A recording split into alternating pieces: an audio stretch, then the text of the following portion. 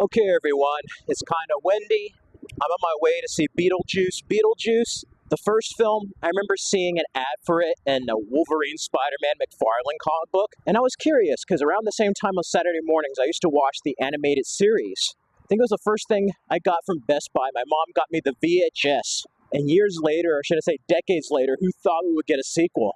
So we're going to see how it is, and I'll share my initial thoughts and review of the film.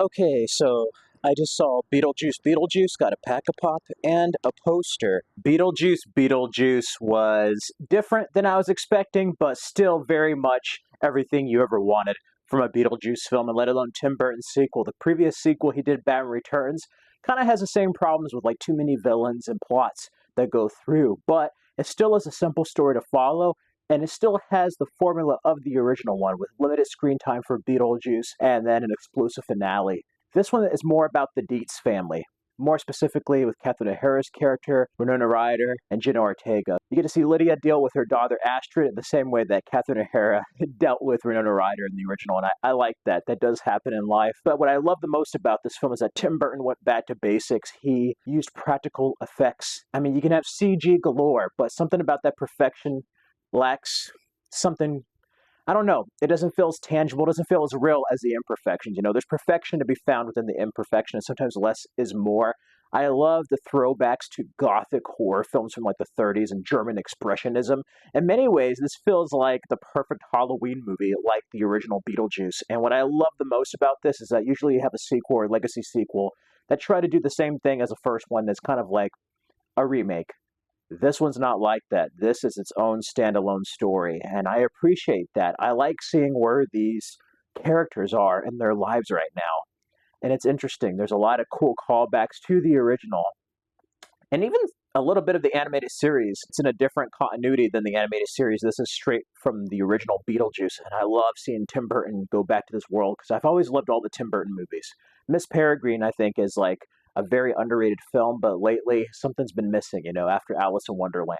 This is Tim Burton going back to what he knows, and it just feels the most Tim Burton a film has felt from him in a long time. I love that it has the DNA music by Danny Elfman that still feels like the original. That's one thing I have to say is that you get like something like Tron Legacy, which is great, or these other sequels later on. They don't feel like the original. And that's one thing I like about this film is that it feels very much like Beetlejuice. It feels very much in that world. Michael Keaton does not miss a beat. Catherine O'Hara is hilarious. Justin Theroux plays a scumbag as Rory here. He plays like the ultimate kind of like money for profit influencer type of person you would imagine him to be in this generation. And they do poke fun at influencers, which I absolutely love. And then Lydia, she kind of sells out, you know. Winona Ryder's in a different position than you thought she would be in this movie, but then she kind of finds herself again, and that's just fulfilling as an audience member who fell in love with this character in the original. There's a little bit less of suicidal tones, but you still get that dark gothic feel to the underworld,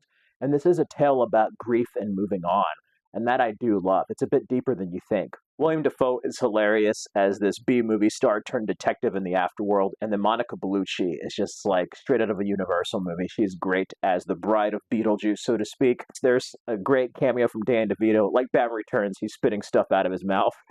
And there's a great soundtrack. I love the soundtrack. There's parts of this that felt like I said, Beetlejuice, but of that time, even though it's in present day. It's like you know Lost Boys. They did those straight-to-video movies. They didn't feel like the Lost Boys. Well, this feels like Beetlejuice, and there's something getting the original filmmaker back. And of course, you had three writers, two of them being Owls Guff and Miles Miller, who not only were showrunners of the first 7 seasons of Smallville, but they did Wednesday, and it kind of has a little bit of that vibe. Overall, there's a lot to juggle.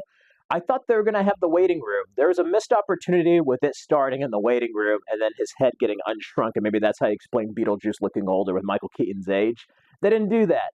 That would have been kind of funny, but regardless, though, it still feels like a true sequel where you could watch Beetlejuice and then Beetlejuice Beetlejuice. I said his name 3 times.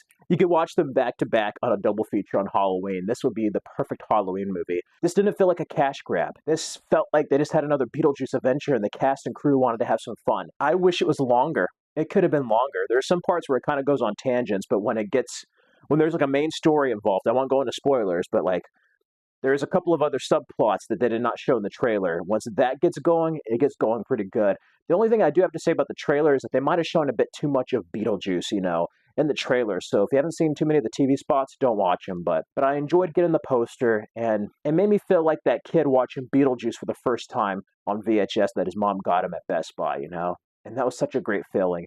I cannot wait to add this on Blu-ray. I give it a 3 out of 5. I like the first one a little bit more because it's so simple, but it's pretty much on par with the first one. It's like Top Gun and Top Gun Maverick. And that's a very rare thing to do, let alone 10 to 35 years later. So I have to say, it was a nice gothic comedy from Tim Burton, and it was a joy to go back into this world again and see these characters. Let me know your thoughts. Have you seen Beetlejuice Beetlejuice?